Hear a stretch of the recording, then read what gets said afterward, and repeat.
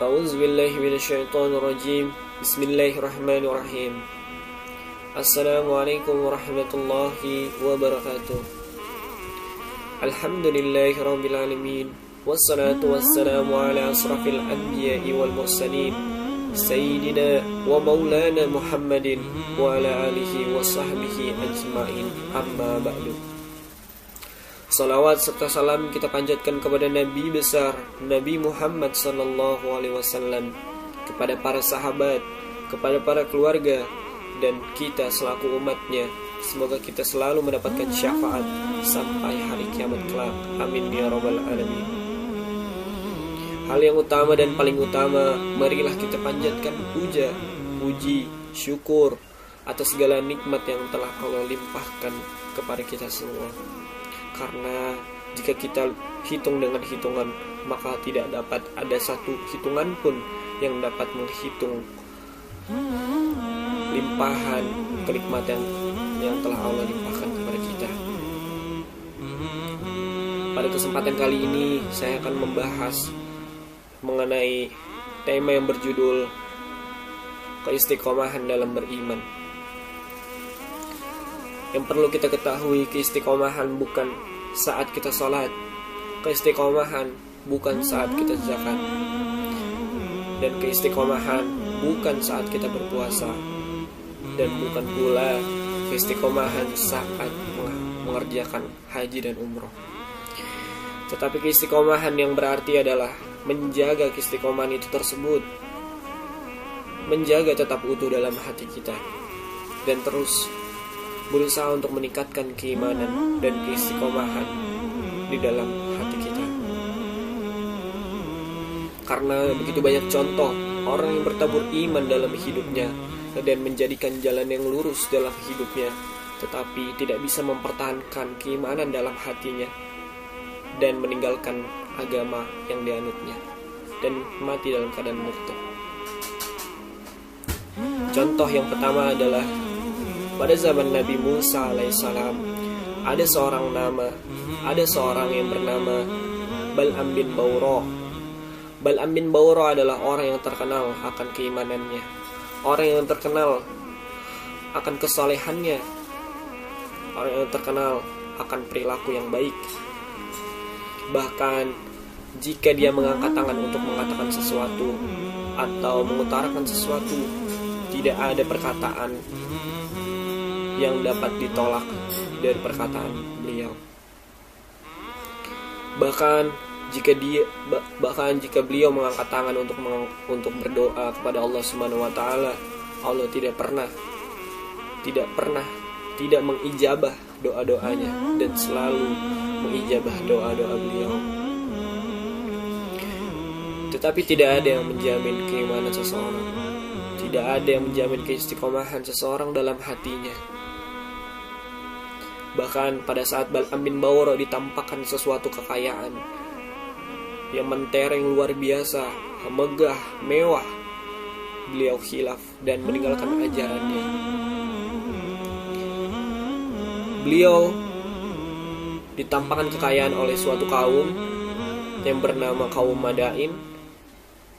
Yang perlu kita ketahui adalah kaum Madain ini adalah suatu kaum yang menjadikan suatu sekutu oleh Fir'aun.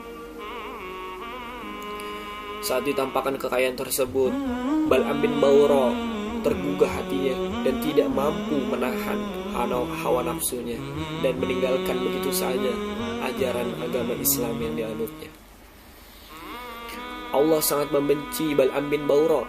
Bahkan ketika Allah mengatakan Bal'am bin Bawrah ini seperti anjing yang terus menjulurkan lidahnya saat lapar maupun kenyang.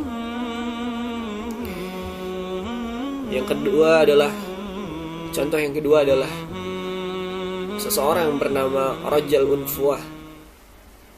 Rajal Unfuah ini begitu juga terkenal keimanannya dan kesalehannya, dan beliau mengikuti nabi palsu dan menjadi pengikutnya dan mati pada peperangan pada barisan kaum musyrikin dan bukan pada kaum muslimin.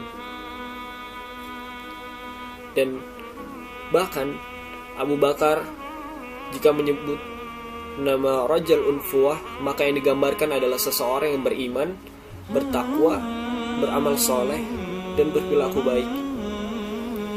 Maka di sini dapat kita contoh bahwa tidak ada yang bisa menggaransi keimanan seseorang. Dan contoh yang ketiga adalah seseorang yang bernama Ubaidillah bin Jahsy. Ubaidillah bin Jahsy ini adalah seorang sahabat yang termasuk ke dalam 40 orang yang pertama yang memeluk agama Islam, yang pertama mengikuti Rasulullah SAW.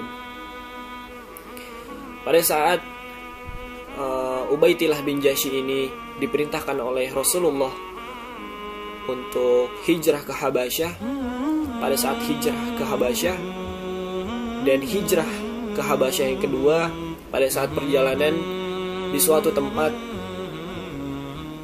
dia menemui suatu kaum yang biasa meminum khamar.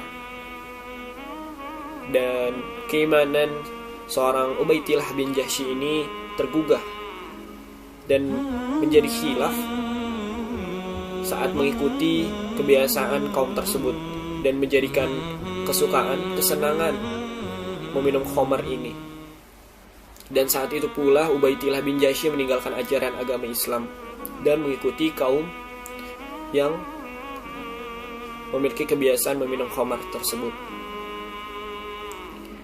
Dan yang paling luar biasa adalah cerita seorang muazin. Pada zaman dahulu ada seorang muazin yang saat ingin mengumandangkan azan, dia naik ke tempat tinggi. Pada zaman dahulu belum ada teknologi seperti zaman sekarang yang mempunyai speaker untuk azan, tetapi orang dulu mengumandangkan azan naik ke tempat yang tinggi agar dapat terdengar di bawah dan di sekitar wilayah tersebut. Pada suatu ketika muazin tersebut naik untuk mengumandangkan azan, dan ketika mengumandangkan azan, beliau sekelibat melihat seorang wanita cantik, berparas cantik, yang dilihatnya dari ketinggian tersebut. Dan ketika telah menyelesaikan azan tersebut, beliau turun dan menghampiri wanita tersebut. Dan wanita tersebut adalah seorang yang beragama Nasara. Dan muazin ini berkata seperti ini, "Saya menyukai kamu." Dan wanita ini membalas seorang muazin ini, "Tidak bisa, saya seorang Nasara, kamu seorang muslimin." Kemudian muazin ini menjawab kembali, "Dengan apa saya bisa denganmu? Dengan apa saya bisa bersamamu?" Wanita tersebut kembali mengatakan dengan lantang, "Pindah bersamaku, pindah kepada Nasara." Dan hal yang mengagetkan adalah muazin ini berpindah kepada Nasara dan menjadi seorang Nasara, meninggalkan ajaran agama Islam.